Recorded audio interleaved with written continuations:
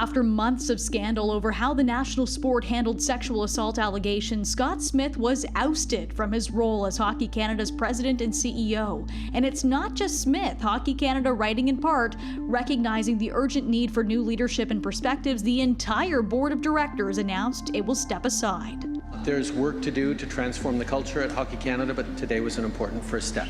TSN first reported in May that a woman had been paid an undisclosed settlement who alleged in a $3.5 million lawsuit that she was sexually assaulted by 8 players of the 2018 World Junior team in London, Ontario that year. Police have reopened that investigation. But then in July, a Hockey Canada official testified that the organization paid out $7.6 million in 9 settlements related to sexual assault and abuse claims since 1989, and that's not including the woman in London. Well, I think seeing the entire board and the CEO step down is an important step forward, but there's a culture to change. There is an awful lot of work to ensure that the structures and systems that Hockey Canada has in place protects employees, protects Canadians, protects our kids as they play hockey.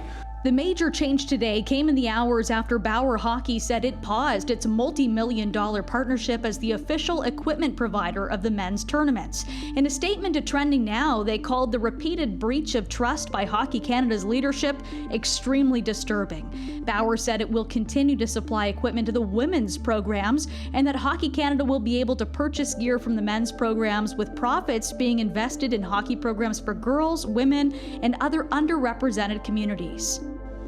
The way to produce a desired culture is actually to start with the leader.